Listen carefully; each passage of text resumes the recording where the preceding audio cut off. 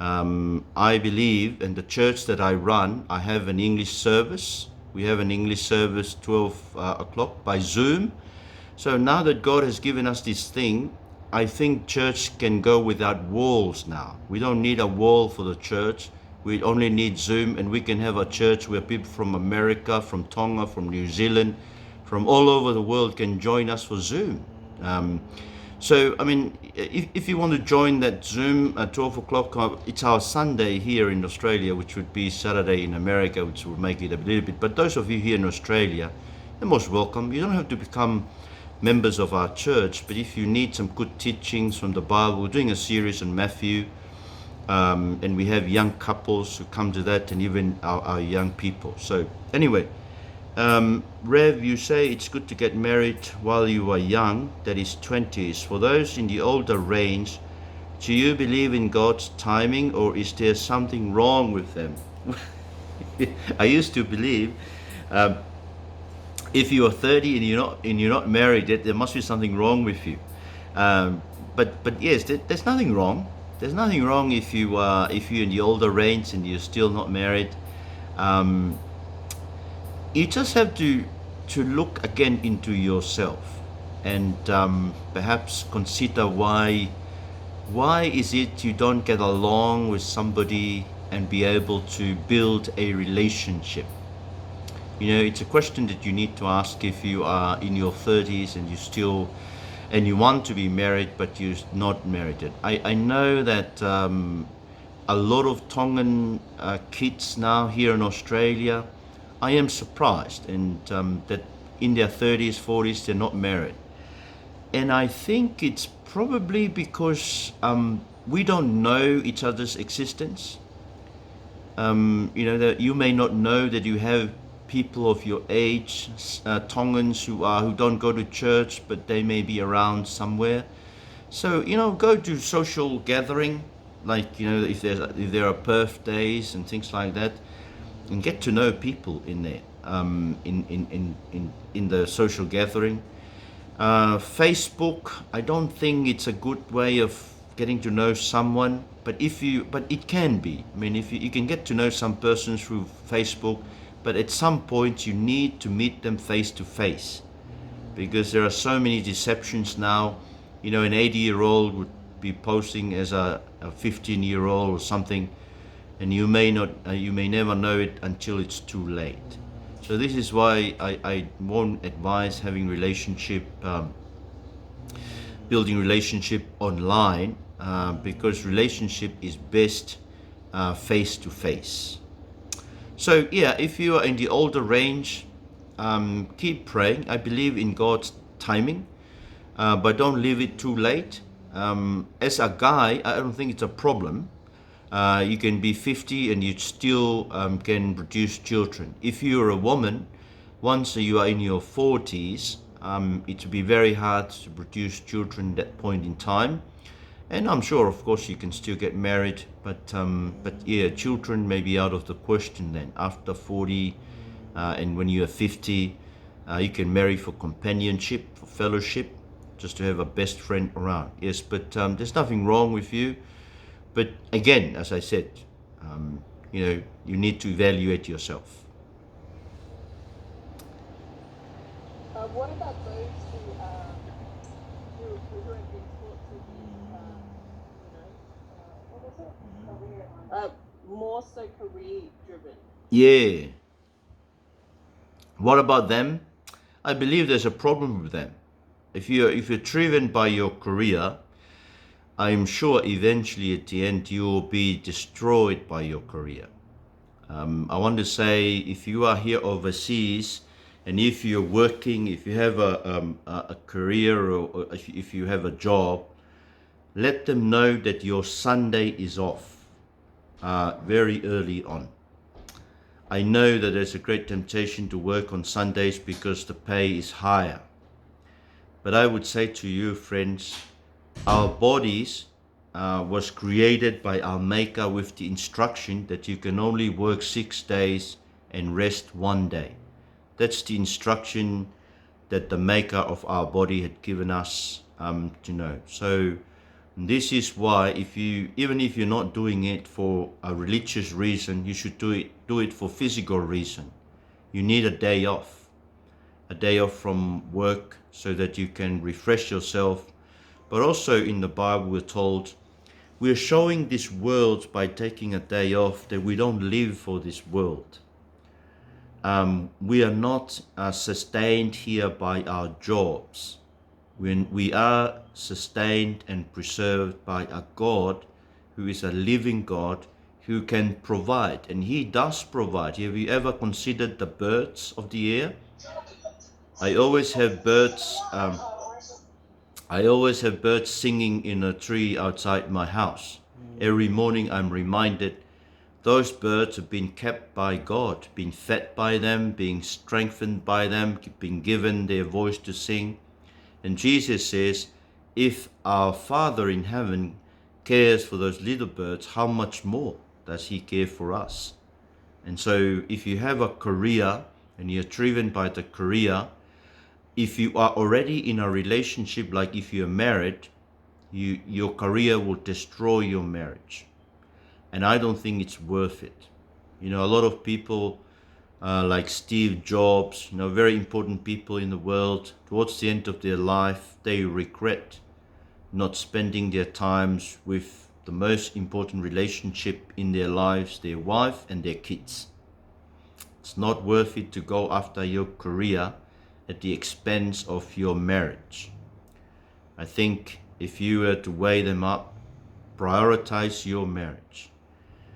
Give time to spend with your wife and with your kids. Because if you die tomorrow, your employer will get another manager the next week.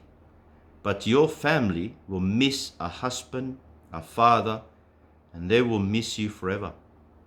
So that's why your family, your marriage, we were made for relationship.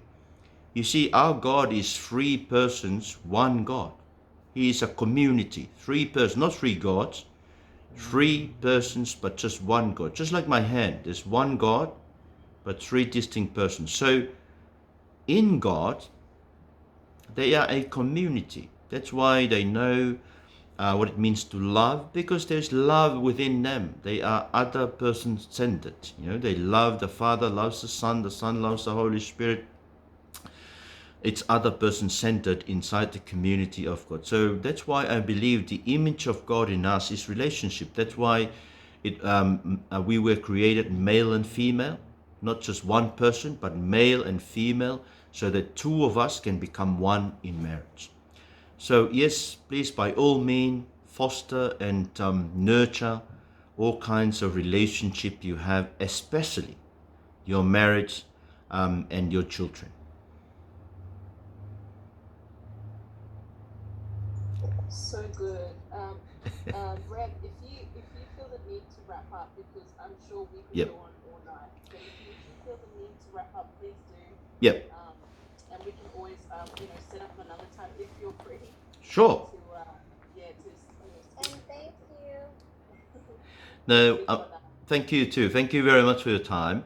I also, this is good time for me. I mean, if this is good time for you, I notice I've been talking for 3 hours, and I mean, thank you for your patience with me. But I will have, I would be happy in the future. If you have any questions, I've got a messenger. So Alieta got my messenger. So just search Ma'afu Palu. You can always, people from everywhere, people I don't even know, they send me questions, all kinds of questions via my messenger. I have a Facebook as well. You can look it up, and if you want to be my friend, please send me a message saying, oh, I'm one of the people who were listening to your 3-hour talk on sex or something like that. Because I got a lot of friend requests, but I don't know a lot of people, and I'm not sure what they want from me. So I don't usually accept friend requests because people want to be my friend. I look at them, if I know them or if I know their surnames, then I give in.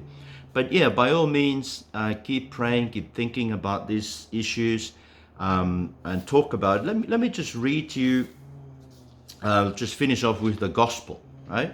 We've been talking about sex, but sex is just one aspect of our life under Jesus. And this is the gospel. This is, if you were wondering what is the good news, this is Paul speaking to the Corinthians about the good news.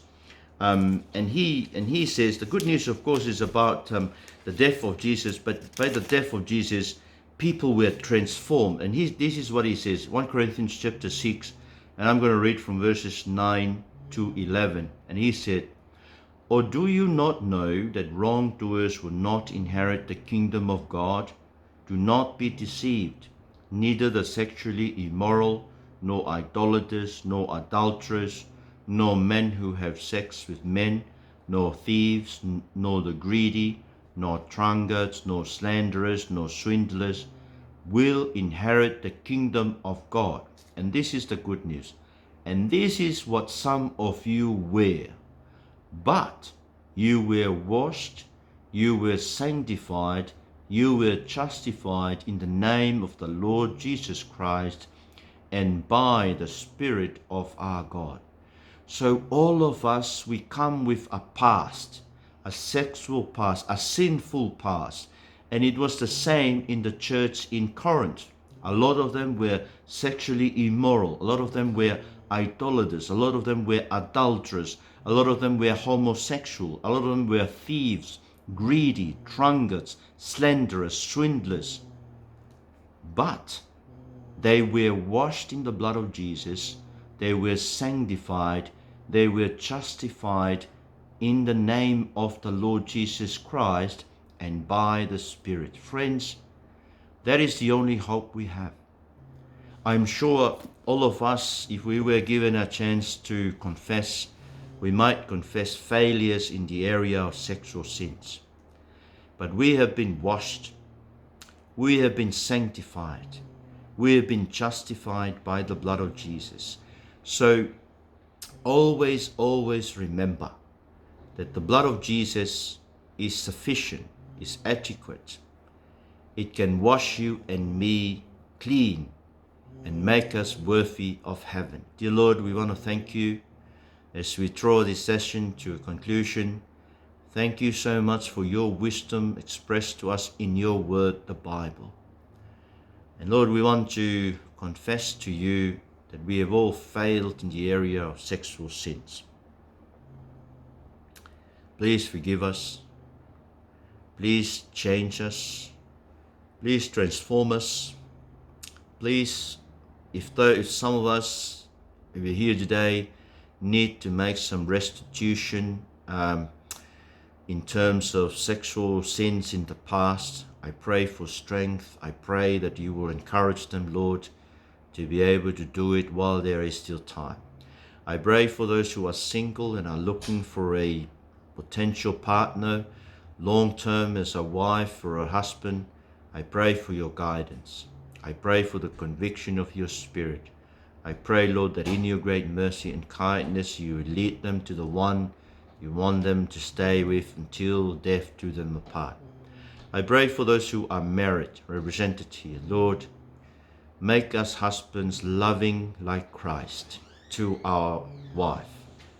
Make us people who would be keen to lay down our lives for our wife, to make them holy and righteous, so that when we come to present them to you, Lord, they will be recognized as holy people, being made holy by your word. So I pray, Lord, that you bind together the families that are represented here by your great love. And I pray for our children. Please, Lord, bring up our children to become people who know you personally as their Savior and Lord. In Jesus' name, amen. Thank you very much. Amen.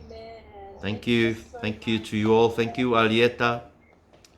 Thank you so much, Prophet Dao. I'm sure, I'm just speaking on behalf of myself, and I'm sure everyone would want to thank you individually. But we've been praying that